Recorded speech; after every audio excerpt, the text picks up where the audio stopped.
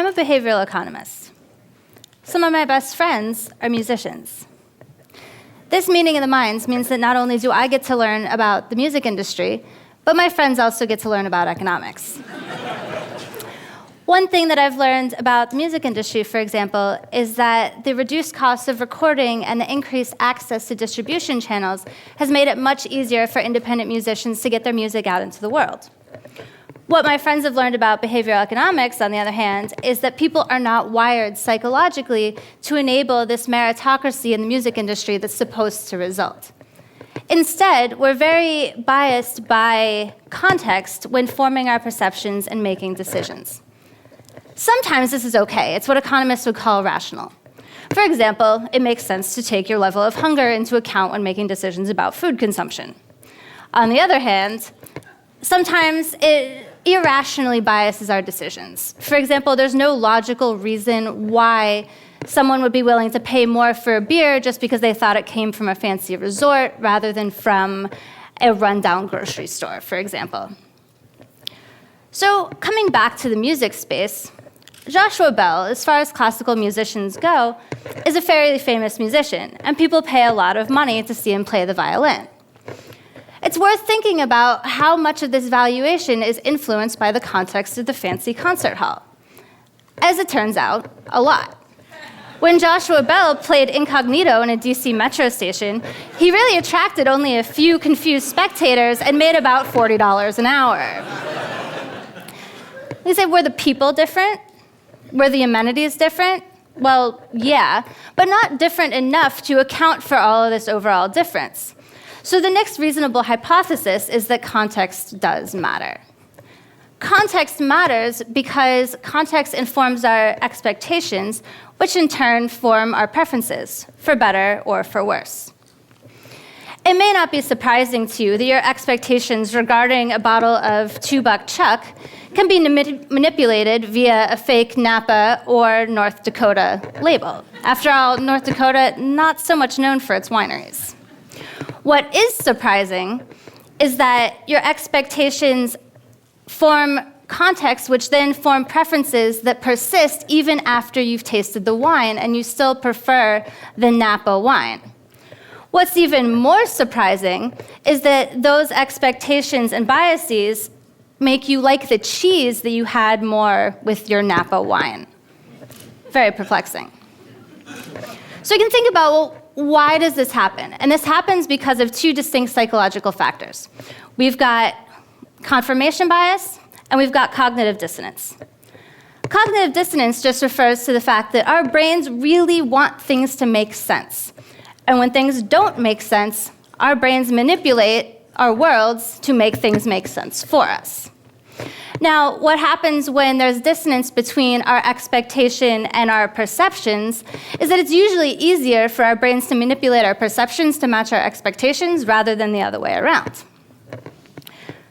Confirmation bias, in contrast, refers to the fact that people tend to only pay attention to information that matches their expectations and ignore all information that doesn't match their expectations. That's also not really helpful.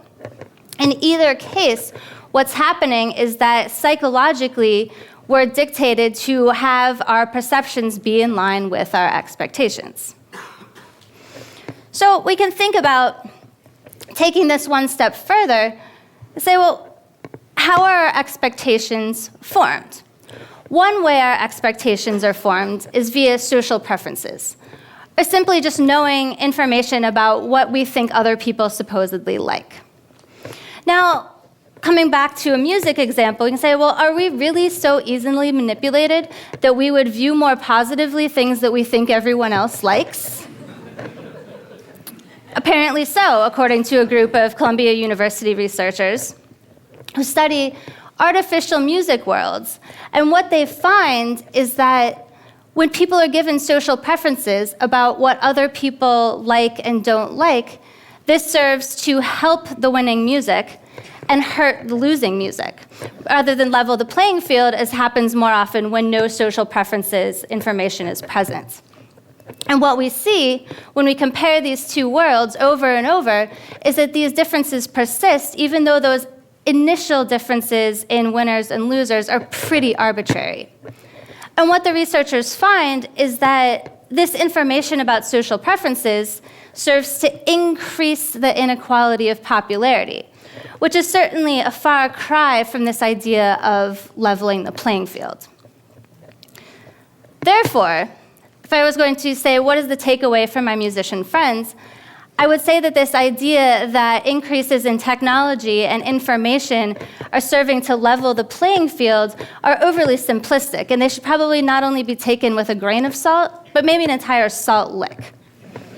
But not everyone in the audience is a musician, so it's worth thinking about what this all means from a broader consumer perspective as well.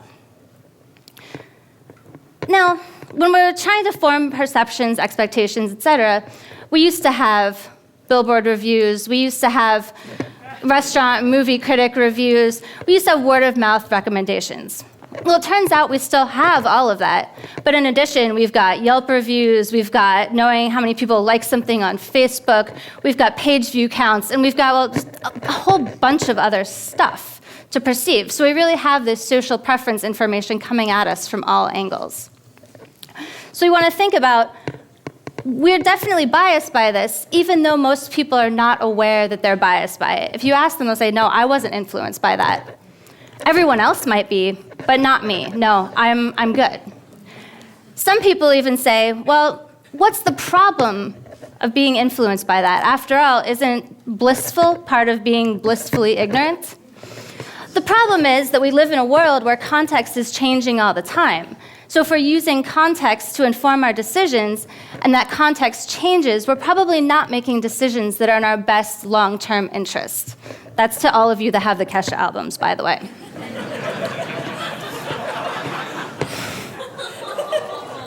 As a behavioral economist, I know that some of these biases can be mitigated once people are made aware of them. So really what I'm trying to do here is do my part to mitigate what I'll call sheepishness here and encourage more rational thinking. Thank you.